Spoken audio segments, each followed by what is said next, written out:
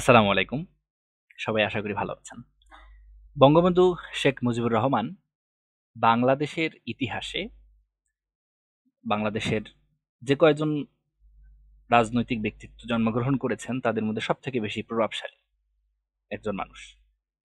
এতটা প্রভাবশালী মানুষের রাজনৈতিক জীবনকে যদি আমরা ইতিহাসের কাঠগড়ায় দাঁড় করিয়ে সঠিকভাবে মূল্যায়ন না করি, তাহলে এর যে ভয়াবহ পরিণতি আমরা দেখতে পেয়েছি গত ১৫ বছরে, যে অবস্থা আমরা দেখতে পেয়েছি আমাদের বাংলাদেশের রাজনীতির ইতিহাসে, তা বারবার ঘটতে থাকবে। তো এটা খুবই জরুরি তাকে ইতিহাসের কাঠগড়ায় দাঁড় করানো, এবং যে পয়েন্টে ইতিহাসের যে স্তরে তার যতটুকু অবদান আছে এবং যতটুকু ব্যর্থতা আছে সেগুলোকে যথার্থ মূল্যায়ন করা এখন শুধু সময়ের দাবি নয়, বরং আমি বলবো এটা অনেক আগেই দরকার ছিল।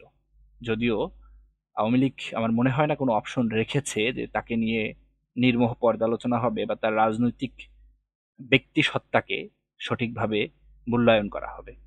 আমরা বাংলাদেশের ইতিহাসে আমরা তাকে নিয়ে মোট দুই ধরনের অবস্থান দেখতে পাই বাংলাদেশের মানুষের। প্রথম ধরন হচ্ছে যে তাকে দেবতার আসনে বসানো হয়েছে, তাকে ঘিরে যেটা মুজিববাদ বলা হয় রাজনৈতিক মতাদর্শ গঠন করা হয়েছে, এবং ফেসিবাদের হাতিয়ার বিশেষ করে আওয়ামী লীগের মুক্তিযুদ্ধ এবং বঙ্গবন্ধুর যে বয়ান, সে বয়ানটা ফেসিবাদের হাতিয়ার হিসেবে তাকে ব্যবহার করা হয়েছে।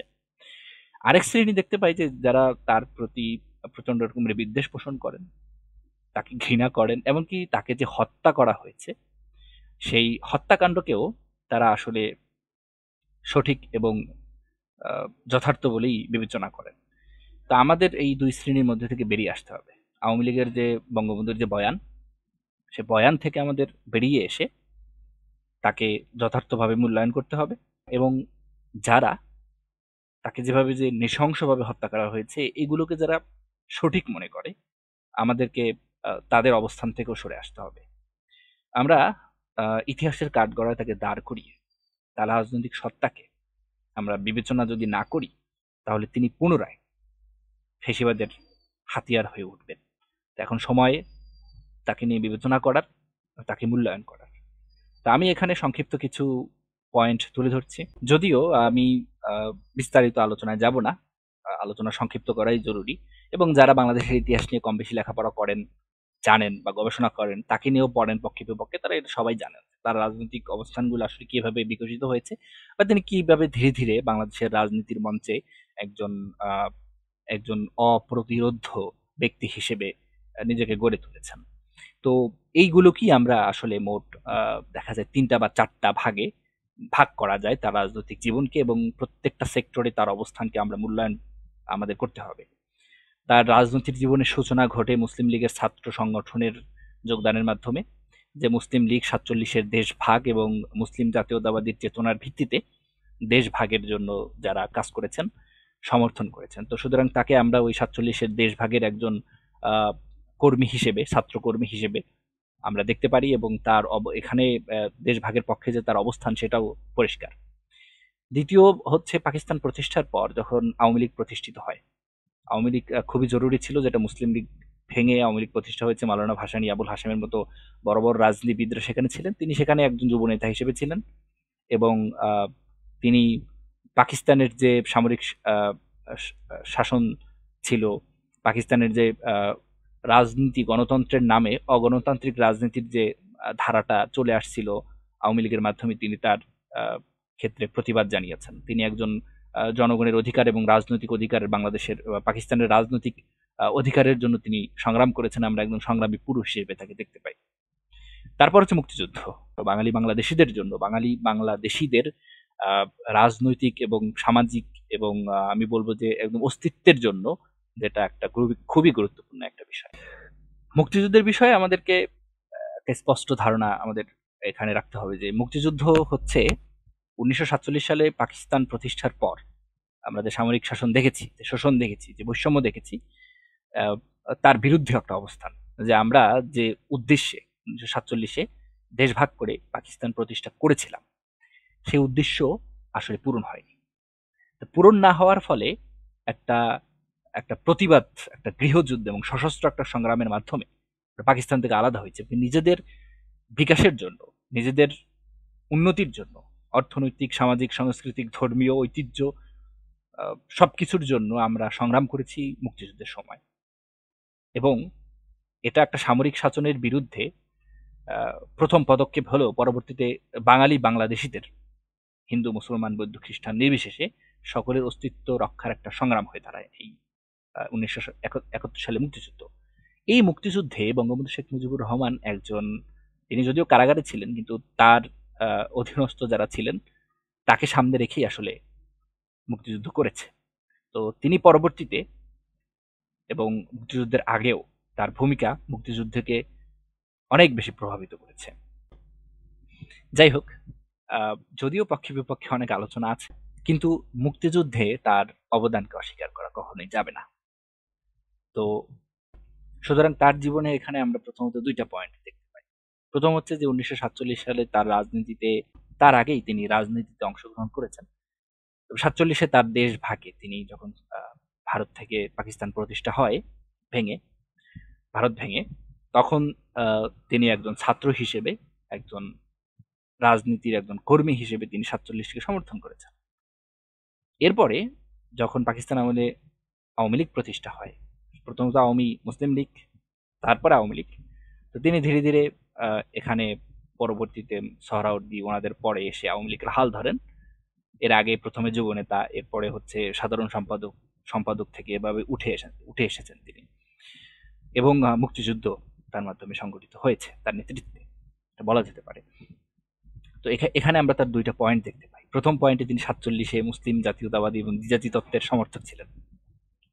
তার দ্বিতীয় পয়েন্টে তিনি পাকিস্তানি শোষকদের বিরুদ্ধে একজন জনগণের পক্ষ অবলম্বন করে একজন জনগণের নেতা হিসেবে তিনি নিজেকে প্রকাশ করেছেন। এরপরে মুক্তিযুদ্ধ, মুক্তিযুদ্ধের পর তার রাজনৈতিক শাসন আমল, এইটা তার রাজনৈতিক জীবনের খুবই গুরুত্বপূর্ণ একটা পয়েন্ট। কেন? কারণ হচ্ছে পাকিস্তান আমলে তাকে আমরা পূর্ণ ক্ষমতায় অধিষ্ঠিত হতে দেখিনি। পাকিস্তান আমলে তিনি জনগণের পক্ষে আন্দোলন করেছেন। পাকিস্তান আমলে তিনি পাকিস্তানের সামরিক শাসনের বিরুদ্ধে অবস্থান নিয়েছেন। তিনি একজন জনগণের নেতা হিসেবে প্রতিষ্ঠিত হয়েছেন, কিন্তু তাকে আমরা পূর্ণাঙ্গ রাজনৈতিক ক্ষমতায় দেখতে পাই নাই। যে এই জনদরদী নেতা যখন রাজনীতিতে মানে রাজনীতির মাধ্যমে যখন রাষ্ট্র ক্ষমতা আসবেন, তখন তার চরিত্রটা কেমন হবে, তখন আমরা কিন্তু সেটা পাকিস্তান আমলে দেখতে পাইনি, এমনকি মুক্তিযুদ্ধের সময়ও না।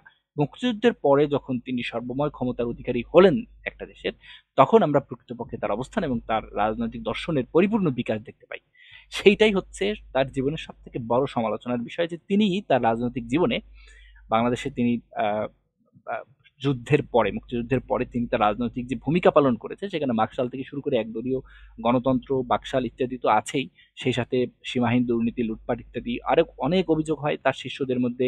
ভেঙে চড়ে তারা বিভিন্ন দল গঠন করে এবং বঙ্গবন্ধুর নামে ওই সময় জাসদে বিভিন্ন জায়গায় সমাবেশ করতেন।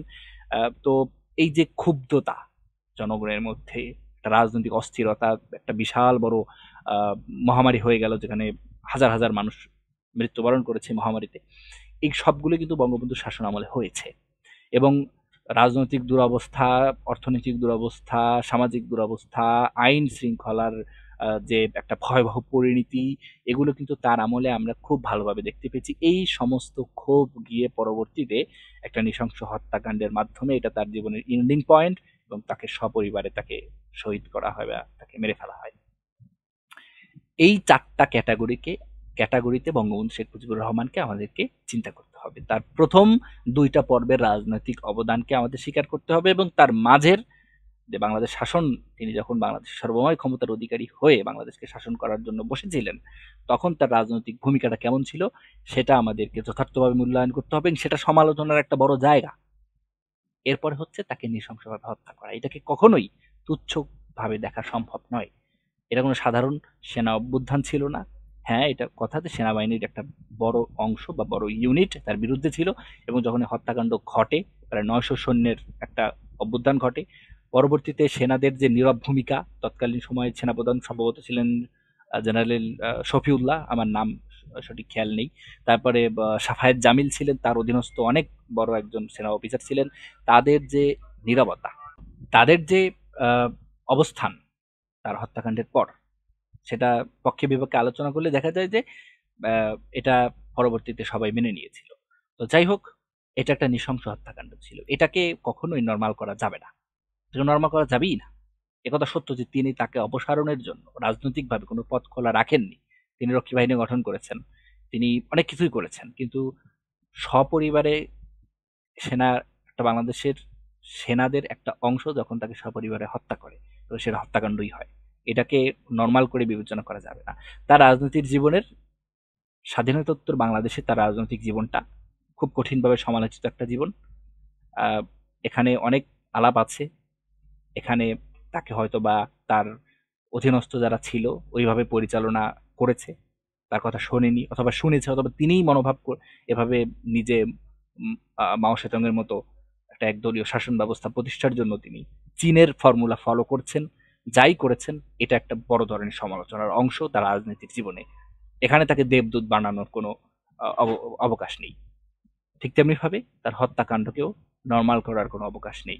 এবং পাকিস্তান আমলে এবং মুক্তিযুদ্ধে তার অবদানকেও, এবং ৪৭-এ তার শুরুর জীবনটা, ওখানে তিনি বড় কোনো ভূমিকা রাখেননি, এটা সত্য।